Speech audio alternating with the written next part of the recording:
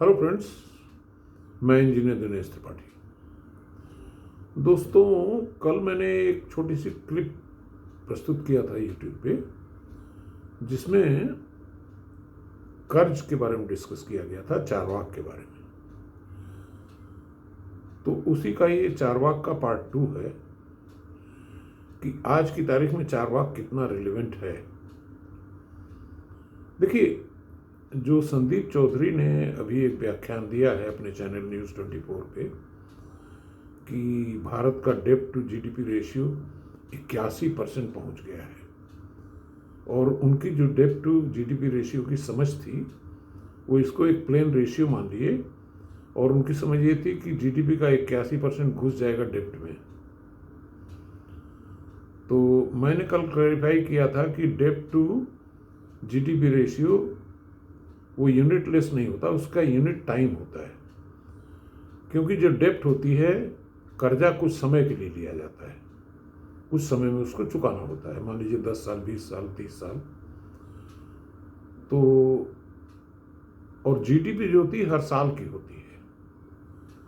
ये मैंने काफ़ी हद तक आपको समझाया था और आप पूर्णतः समझ गए होंगे। उदाहरण के साथ समझाया गया था। अगर नहीं समझ में आई तो वीडियो मेरी जो चारवाक पे है उसको दोबारा देख लीजिएगा मेरे चैनल पे जाके।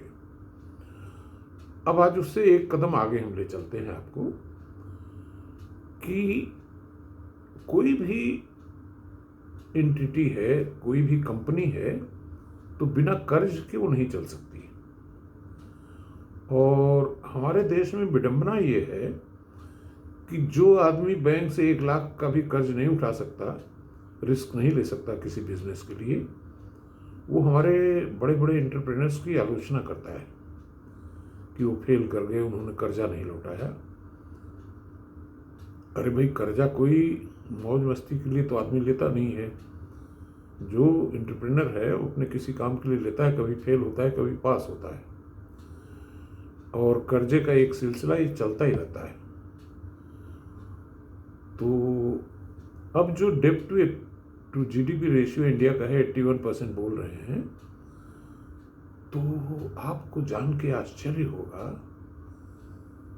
कि सैकड़ों देश ऐसे हैं, दुनिया के बड़े बड़े देश, अच्छी अर्थव्यवस्था वाले। जापान है, सिंगापुर है, फ्रांस है, यूएसए है, यूनाइटेड किंगडम है, जर्मनी है।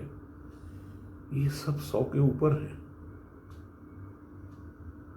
जापान तो 225% पे है, यूएसए 123% पे है, फ्रांस 113% पे है, यूके 115% पे है, लाइक दैट। यानी कि विकासशील देश, भारत एक विकासशील देश है। जब विकसित देश 225% डेब्ट टू जीडीपी रेशियो रख रहा है, तो बेचारा विकासशील देश 100% से ऊपर क्यों नहीं चला जाए? आईएमएफ क्यों परेशान है कि भारत की कुछ साल में 100 से ऊपर चली जाएगी? अरे तुम चिंता करो अमेरिका की, चिंता करो जापान की, चिंता करो फ्रांस की, चिंता करो यूनाइटेड किंगडम की, चिंता करो सिंगापुर की।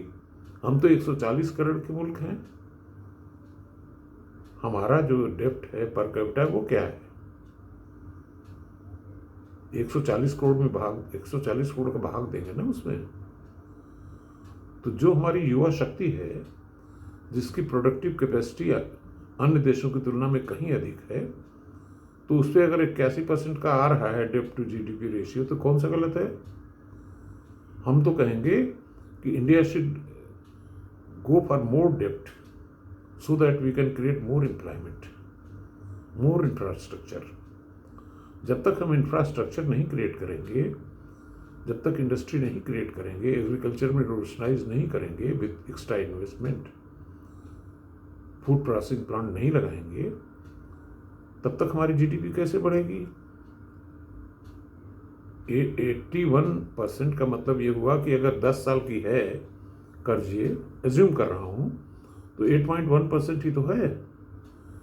अगर जीडीपी का 8.1% कर्जे में जा रहा है तो कौन सी बुराई है? होने दीजिए इसको 100%, 120%, जीडीपी और तेजी से बढ़ेगा। तो ये हमारे जो नामचीन अर्थशास्त्री लोग हैं, और ये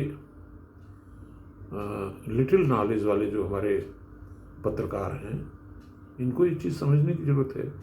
ऐसा ज्ञान न परोसिए कि जिससे जनता का मॉरल डाउन हो और देश की जो